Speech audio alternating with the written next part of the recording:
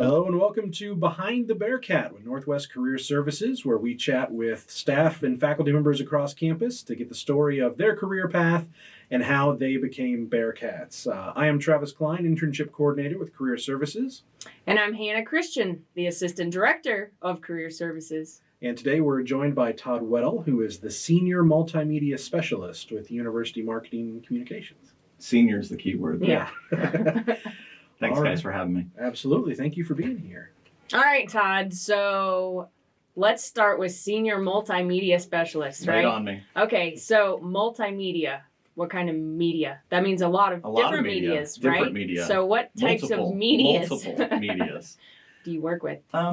We work with just about everything. Audio, video, stills, motion graphics, animation, a little bit, again, multiple different medias. Gotcha. So are you in charge of creating so do you take all the pictures? Do you do animation? We do a little animation. When you say we, do you have okay, so we have a great team. Okay. It's myself, another multimedia specialist, Brandon Bland, and then we have a phenomenal team of student employees. And without them, we can't do what we do in our area. I think that's true for all areas across campus. It's absolutely true across campus. Everybody's like, student employment is so huge. Gotcha.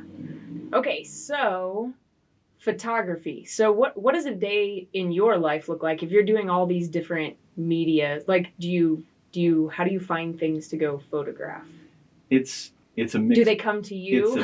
It's a mixed bag. It used to come to me by Post-it note. It used to come, a sheet under the door, and a brief conversation in the hallway. We've kind of consolidated that a little bit to where we have a request form. So most things come to us in request form. Oh, gotcha. So if somebody's got that online? It is online in the University Marketing Communications website. Gotcha. So we'll get a request to say for event A, and they have clowns and jugglers that are going to be there to represent probably whatever. In career services. Career right? services most times Gotcha. is that. And so we are looking for some pictures for marketing material for maybe promotion for next year's event or to highlight this year's event. We'll go and we'll capture pictures of that event or video of that event for purposes. Most of what we do is really for student recruitment, student retention. Those are our big buckets that we try to hit everything into. If we're going to do something for marketing communications, that's the things that we try to really aim for. We've got to get those students here so they can experience what Northwest has to offer. Gotcha. Okay, so always my typical question, Okay. and I love to lead with it. So first job. First job. Not paid by your parents. Not paid by Someone my parents. paid What about you to work it. a parent neighbor? Does Uh, mowing the neighbor's yard count? yeah, I feel like that counts. Okay. Even if you were 7 years old when you did that. Yeah, So- I only had that job a couple times. I think I don't Before think you got fired. Yeah, but fired is a strong word. I would say not invited back. Gotcha. Yeah. So you mowed the neighbor's yard. I mowed the neighbor's yard down the hill from us, and I remember at an early age, I didn't like mowing the yard, so that career path was already off. You cut that one off. Yeah. All right. Was it push mowing? This was a few years ago, Hannah, so this was definitely push mowing. This was before self-propelled The zero mowers. turn. There was no zero turns. Gotcha. I gotcha. Yeah, it was not pleasant. She had dogs. Mm. And Yeah. they didn't like me either. I gotcha. So all right. So with the failed experiment of mowing the neighbor's yard, so check that where off the did you list. move into? What other areas did you explore? So career-wise? my first real job as a teenager would have been working for an office supply store. And so I did everything from answer phone calls, not a right away because they didn't want me talking to the public, but it was more like cleaning shelves, stocking shelves, and just moving stuff from A to B essentially. And then it kind of led into sales a little bit, talking with customers, answering phone calls, shipping and receiving, things like that. Did some online computer stuff for them as well. Gotcha. So okay, so you did that as a teenager. So then when you went to college, I did I'm that. assuming you went to college. They had college back then, yes, and I did go. And what was your plan there? So really when I came in, I was an art student in high school. And I was going through and I thought I couldn't draw. I couldn't put my ideas on paper is what I thought. And later I learned that was not correct because I had a great drawing instructor here at Northwest, Russell Smalljohn. And so I begged my parents for a camera for Christmas. I said, please, just give me. So they bought me a Pentax K1000, the basic of all, manual exposure, everything. It would operate without a battery. The battery only operated the light meter, Wow. right? So archaic devices, right?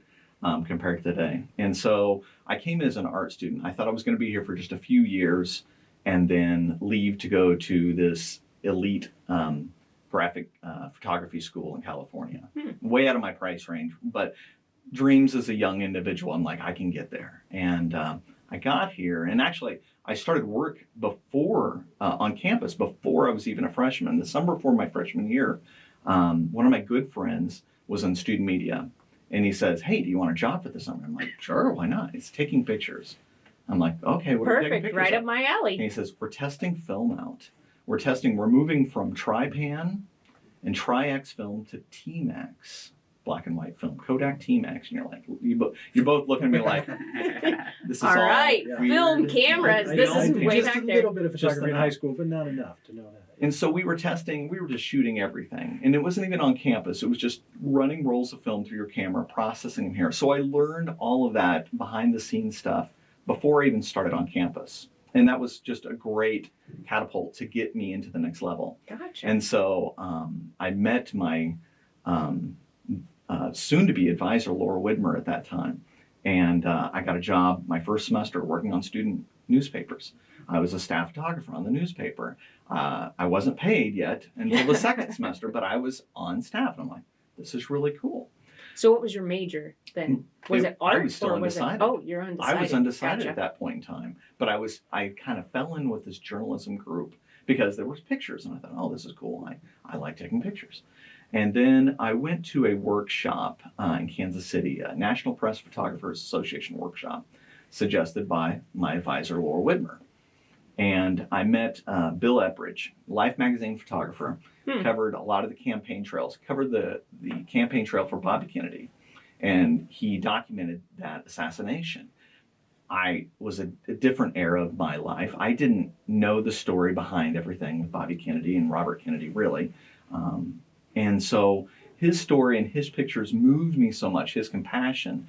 I knew at that moment, and this would have been like probably early in my technically sophomore year, that photojournalism is what I wanted to do. So journalism major, emphasis in photojournalism at that point in time. So you graduated with journalism, your degrees in journalism. In journalism with an emphasis in photojournalism. Gotcha. Minor in graphic communications.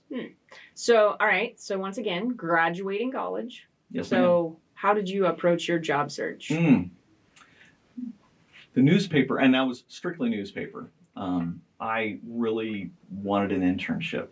Kind of didn't know really how to go about it. But through a few connections, again, Laura Widmer tipped me off there was an internship possibility in St. Joseph. And At the newspaper? At the News Press, Okay. St. Joseph News Press. And this would have been in 96. And so I applied and sent in my portfolio, which you had to put together a portfolio. It's a hard copy. It's slides, so they could sit at a light table. Slides, and you would send them your best 20 pictures, and that's what your portfolio consisted of, 20 images. They better be really good, because you didn't want to include your bad stuff. Did you have to talk them through those images, or did they just send looked a at their caption images? sheet along Okay, with. I So gotcha. it'd be a sheet of slides and then a sheet of captions associated with those images. Gotcha. And so I sent it off. I went down for an in-person interview. Actually got to go out and shoot an assignment with the photo editor, which was kind of cool. Yeah. And didn't get the internship. I was still enrolled in I had 3 credit hours my last year in school. And so I was like, oh, I'm still in school. I'm still waiting. They called me back 2 weeks later and said the person they had hired was let go from a large university for reasons we won't discuss here. But You're the second choice. You got second place. I'm the second choice. Would you like to come for this internship? Absolutely. And so I worked basically a 40-hour shift as an intern while I was still doing my last 3 hours here on campus. So I would commute every day back and forth to St. Joseph. Oh. Not very different than today, it seems like.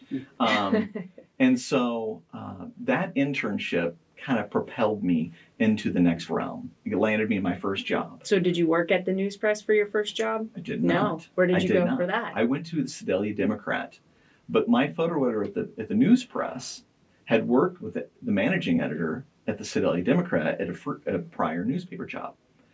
He knew that they were looking for another staff photojournalist. And you already have the reference. And I already had the reference. And so I went down, got an interview. I don't know if I was the second choice there. I may have been the fourth choice, actually, on that one. But I had a couple different job offers because I applied to different places, and I decided this is where I wanted to go. They believed in, the storytelling ability of photojournalism. I thought, this is it. So I went there, and I thought, my wife and I were like, we're going to spend, several years here. We're going to be here a while. We weren't there a year, maybe 12 months, and probably not even that. And then an opportunity came open back in St. Joseph. And so I'm like, hey. At the news press again? At the news press again. Gotcha. I'm like, hey, I know people there. I can get this job. I figured out how this job thing works. I figured out how this worked. And so I applied back and didn't get the job. And I was shocked. Shocked, I tell you. And later I found out. Maybe you were the second choice, but the other person. They hired someone else. And this person left the field after events we won't talk about again. And they called me and said, are you still interested in the job? And I said, absolutely.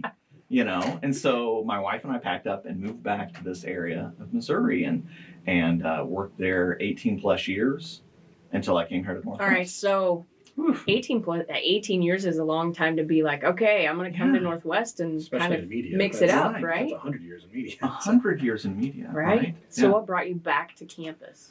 So a lot of things brought me back. During those 18 years when I was working in St. Joseph, I was a staff photojournalist, and then I became the photo editor at the paper, and then the visuals editor. So there was kind of a transition period in there where it went from just still photography into other medias. And really that was just kind of evolution of media in general.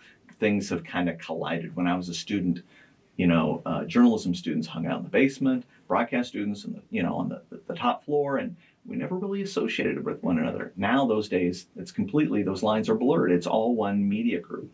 The same thing happened in early 2000s. I needed to learn new skills. I needed to pick up those other tools to put in my tool belt, for lack of better words.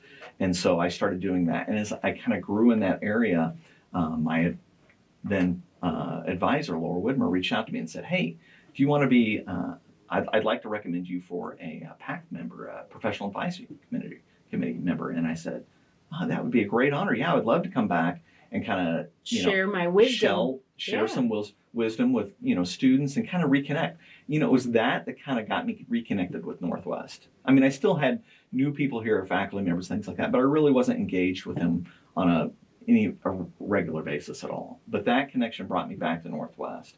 Gotcha. And then the position opened up in 2015 for a multimedia specialist here on campus.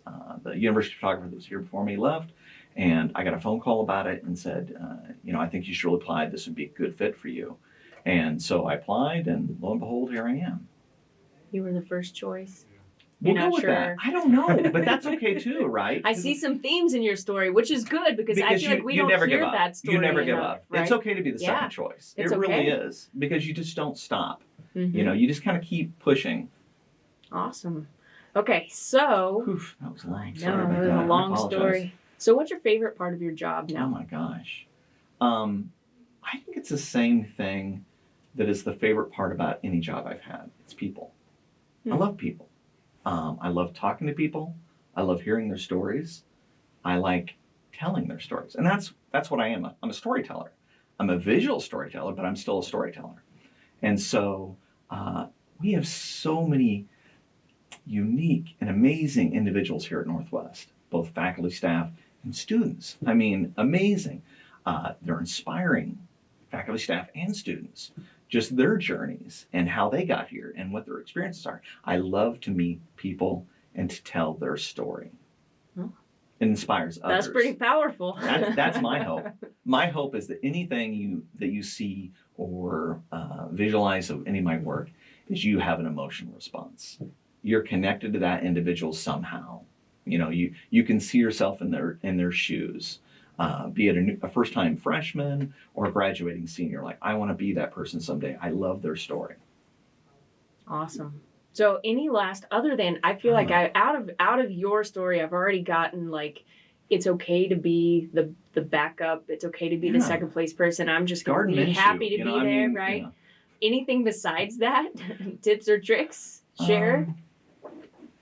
Really, it's don't stop pushing yourself.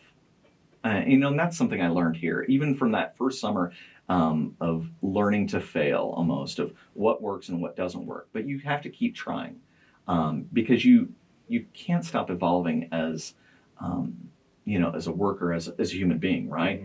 So you got to keep pushing yourself along. If you become stagnant, right?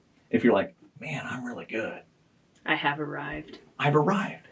Well, that's as good as you're ever going to be, right? So you got to keep pushing yourself, keep pushing those boundaries. Like, I want to do better tomorrow. What did I do wrong today? In a good, healthy critique way, but how can I be better tomorrow? And I think that's good to instill that in our students too, because they're never going to stop growing. They can't. Their jobs are going to continually evolve. Yeah, they're probably not even, we probably don't even have half the jobs here in 5 years that we're going to have, right? They're all going to be completely different. But the base and the knowledge that they learn here and the ideals and their work ethic they put in here is going to carry them on to the next spot. And I would think in your position too, you always probably have to learn new skills because always. New things are coming along every day. There's always a new social media platform. I don't even know what it is right now. But thank goodness Snapchat's gone, right? Snapchat's gone, right? No, that's probably it's not gone. I know. But it went underground. It's in hiding right now. But there will be something new, and there will be a new way to tell a story, a new way to push things together. Absolutely. All right. Well, thank you, Todd. Awesome. Thank you, Todd. Guys. Appreciate your time. All right. Well, that does it for another episode of Behind the Bearcat, and we'll talk to you next time.